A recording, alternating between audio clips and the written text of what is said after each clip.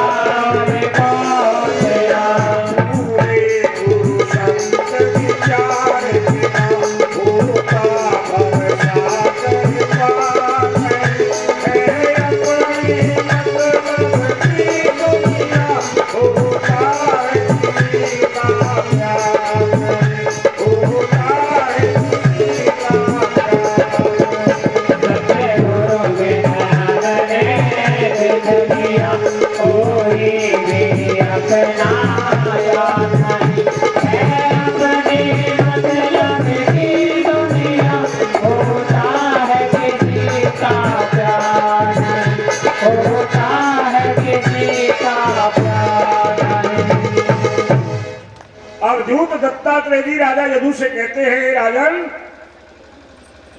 विषय भोग तो सभी योनियों में प्राप्त हो जाते हैं, उनके संग्रह के पीछे अमूल्य जीवन खोना उचित नहीं है। ये सब बातें विचार कर मुझे संसार से बैराग हो। मेरे हृदय में ज्ञान विज्ञान की ज्योति जगमगाने लगी। मैं स्वतंत्र रूप से पृथ्वी पर विचरण करता हूं। हे राजन, अकेले गुरु से ही यथेष्ट और सुदृढ़ बोध नहीं होता। इसके लिए कुछ अपनी बुद्धि से भी सोचने की जरूरत है। प्रिय तेशीजनों, श्री कृष्ण कहते हैं, उद्धव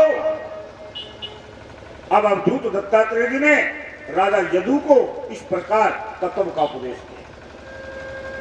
उनका उपदेश सुनकर मेरे पूर्वज राजा यदु समस्त आसक्तियों से छुटकारा पाकर समदर्शी हो गए। हे उद्धव, जो मानव मेरी शरण में आना चाहता है उसे सैकाम कर्मों का त्याग करके निष्काम कर्म करना चाहिए।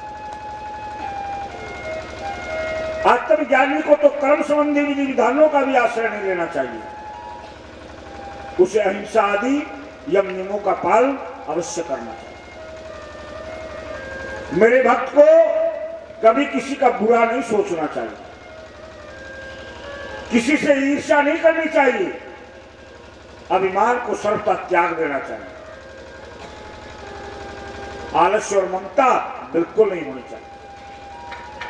अब समझ लो, भगवान कहते जो मेरा भक्त होता है उसके लक्षण बता रहे हैं भगवान कृष्ण।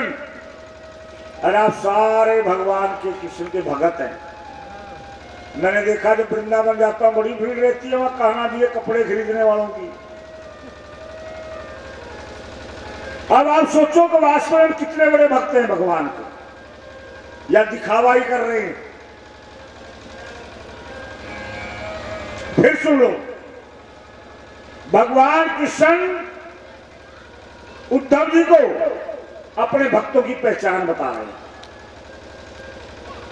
अगर वो तुम्हारे अंदर है तो तुम कृष्ण के भक्त हो, और नहीं है तो फिर दिखावा है। फिर तो वो है कि मुंह में राम बगल में ईंट। मैं नहीं कह रहा, भागवत कह रही है भैया।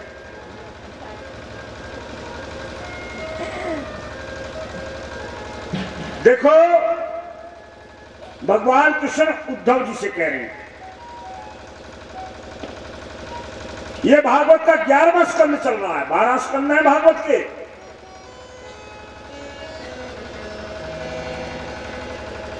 ज्यादातर भागवताचार्य 10वें स्कंद पर समाप्त कर देते हैं। इस समय मैं आपको 11वां स्कंद सुना रहा हूं और 12वें स्कंद पे समाप्ति हो जाएगी। भागवत में 12 स्कंद हैं, 335 अध्याय हैं और 18,000 श्लोक। ये पूरी भागवत है। भगवान कृष्ण कहते हैं उद्धव, मेरा भगत कभी किसी का बुरा नहीं सोचता। मेरे भक्त का सबसे पहला लक्षण है, जो मेरा भक्त है, जो मेरी पूजा करता है, वो किसी का बुरा नहीं सोचता, बल्कि वो क्या सोचता है कि बुरा जो देखन मैं चला बुरा न मिलिया कोई, और जब दिल खोजो अपना तो मुझसे बुरा ना कोई। अब आप इस पहले लक्षण में कसौटी अपने ऊपर लगाओ, आप कृष्ण के भक्त हो या नहीं। दूसरा, मेरा भगत किसी से ईर्ष्या नहीं करता। तीसरा, मेरा भक्त अभिमानी नहीं होता। चौथा, मेरे भक्त को ना आलस्य होता ना ममता होती।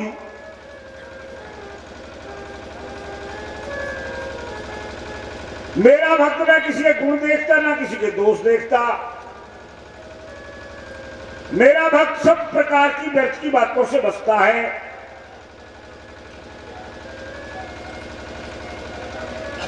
अब ये लक्षण भगवान कृष्ण के भक्त के हैं, जो स्वयं भगवान कृष्ण ने उद्धव जी को बताए। अब आप देखो कितना खरा उतरते हैं। आप लगाओ कसौटी।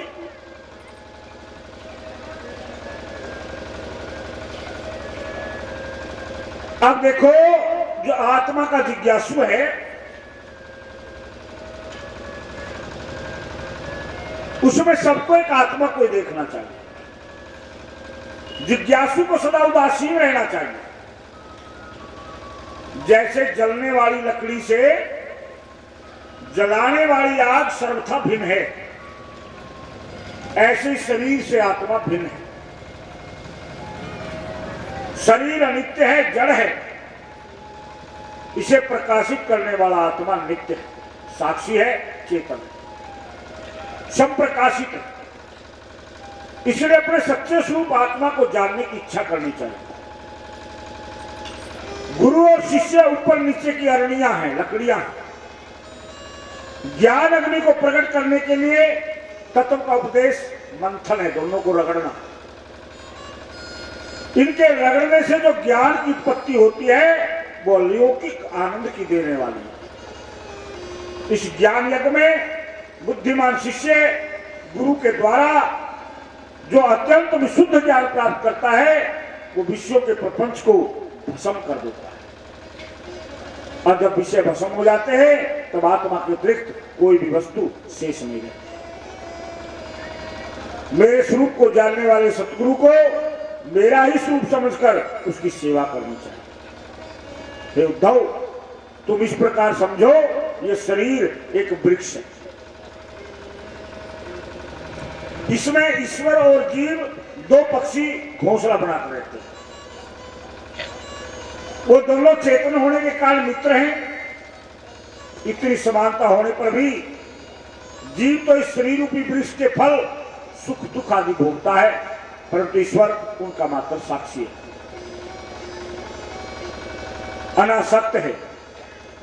ईश्वर अभोक्ता होते हुए भी ज्ञान, ऐश्वर्य, आनंद और सामर्थ्य आदि में भोक्ता जीव से बढ़कर ईश्वर अपने स्वरूप को व जगत को जानता है, जीव नहीं जानता। जीव अज्ञान के कारण बद्ध है, ईश्वर मुक्त है। उद्धव जी कहते, प्रभु कृपा करके मुझे संतों के लक्षण बताइए, वे आपकी भक्ति कैसे करते हैं। उद्धव ने कहा कि मैं ये जानना चाहता हूं जो संत हैं वो आपकी भक्ति किस प्रकार करते हैं। भगवान ने कहा, उद्धव, मेरा भक्त अत्यंत कृपालु होता है, वह किसी से बैर नहीं करता, वह दुख को प्रसन्नता पूर्वक सहता है, वह सत्य को जीवन का सार मानता है, उसके मन में कभी पाप वासना नहीं आती, वो प्रारब्ध का भोग भोगता है, वह समदर्शी होता है, सबका भला करने वाला होता है, स्थिर बुद्धि होता है, उसे केवल मुझ पर भरोसा है, वो सदा आत्मा के चिंतन में लगा रहता है, वो प्रमाद रहित होता है, धैर्य और गंभीरता उसका गुण है, भूख, प्यास, शोक, मोह, जन्म, मृत्यु उसके बस में रहते हैं। वह प्राणी मात्र से मित्रता का व्यवहार करता है, उसका हृदय करुणा से भरा होता है, वे अनन्य भाव से मेरा भजन करते हैं और दुनिया को वो एक बात समझाते हैं।